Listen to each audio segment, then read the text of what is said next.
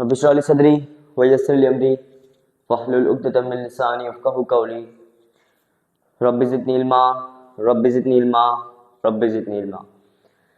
This is me Abdul Bari standing in front of you to give you a lecture on a topic of physics chapter number 6, that is about the gravitation, and today the topic is about the mass of earth.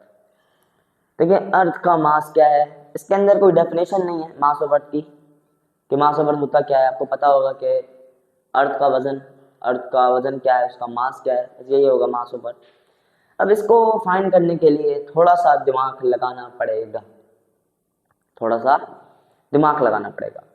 अब आपको मैंने Newton's law of gravitation पढ़ाया था, जिसकी कोई equation थी कुछ यूं, F equal G m1 m2 upon R square.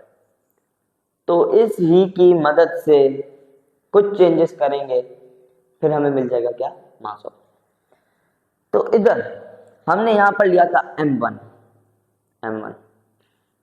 पर यहां पर कर देंगे हम लोग कुछ चेंजेस. तो m1 की जगह पे लिख देंगे हम लोग m2 की जगह पे लिख देंगे हम लोग mass of earth me. R square की जगह पे लिख देंगे हम लोग आर ई, मतलब आर की जगह पे हम लोग लिख देंगे आर ई. अब इसको कुछ चेंजेस करें, मतलब इस वैल्यूज की जगह आप ये पुट करें, फिर इक्वेशन बनाए. तो इक्वेशन कुछ बनेगी G F equal G M E upon R E square. आपको पता है कि फोर्स किसके बराबर होता है, फोर्स होता है बराबर वेट के. मतलब वेट भी क्या है, एक फोर्स है, एक जुनून है, एक फोर्स है जो कि लग रही है किसी ऑब्जेक्ट के ऊपर. वेट भी एक फोर्स है. तो वेट का फॉर्मूला आपको पढ़ाया था, mass multiply by acceleration due to gravity. तो इस F की जगह पे, मतलब F इक्वल है W से, जो कि बराबर है mg. इस F की जगह पे आप लोग ये वैल्यू पुट करें mg की. तो mg equal g m e square me upon R E square. तो ये m यहाँ पर कट जाएगा, ये जो g है ये इस वैल्यू से एक्सचेंज कर लेगा. मतलब me जो गिवन है जगह बदल देगा, कौन, जी. तो इधर me यहां पर आ जाएगा, बन जाएगा आपका जी अपॉन आर ई स्क्वायर. अब इधर कुछ क्या होगा कि आर ई ऊपर चला जाएगा, जी नीचे आ जाएगा. तो आपकी फाइनल इक्वेशन बन के हो गई है रेडी.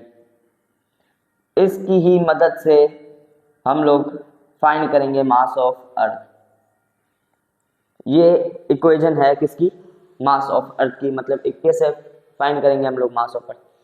तो ये इक्वेशन लेके हम लोग यहां पे आ जाए. तो अकॉर्डिंग टू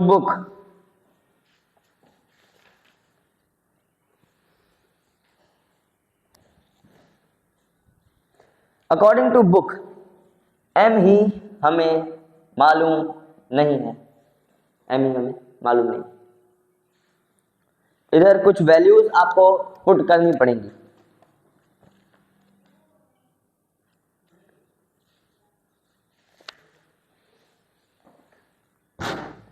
वैल्यूज पुट करेंगे. g की वैल्यू आपको पता है क्या होती है, 10. आर ई की वैल्यू होती है 6.38 मल्टीप्लाई बाय 10 रेज़ की पावर 6. जी की वैल्यू आपको पढ़ाई थी 6.673 मल्टीप्लाई बाय 10 रेज़ की पावर -11. तो ये ही सब कुछ चीज है, ये है, ये जो चीजें आपको मैंने लिखवाई हैं ये तीनों जो हैं किसी से निकली नहीं है, ये कांस्टेंट वैल्यू है. तो फॉर्मूला लिखेंगे M E equal ji are E square upon ji. M ई की वैल्यू हमें मालूम करनी है, जी की वैल्यू है 10, मल्टीप्लाई कर देंगे 6.38 मल्टीप्लाई बाय 10 की पावर 6 मीटर क्यूब, डिवाइड कर देंगे 6.673 मल्टीप्लाई बाय 10 की पावर -11. तो मास ऑफ अर्थ जो कि आया है हमारे पास 6.0 मल्टीप्लाई बाय 10 की power 24 kilogram.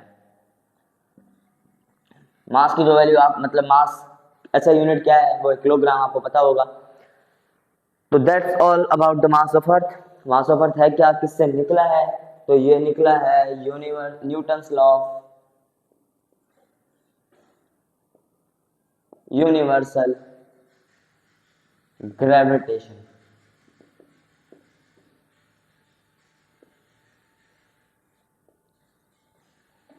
That's all about the mass of अर्थ। अगर कोई कंफ्यूजन है तो आप पूछ सकते हैं, अगर कुछ समझ नहीं आया, कुछ रह गया तो आप पूछ सकते हैं कमेंट बॉक्स में, इट्स अप टू यू। अगर आपको मतलब कमेंट बॉक्स में रिप्लाई नहीं आ रहा तो आप फर्स्ट ऑफ स्क्रीन पे नंबर शो होता है, बस पे पूछें। तो मिलते हैं नेक्स्ट वीडियो में। दिस इज मी अब्दुल बारी साइनिंग ऑफ।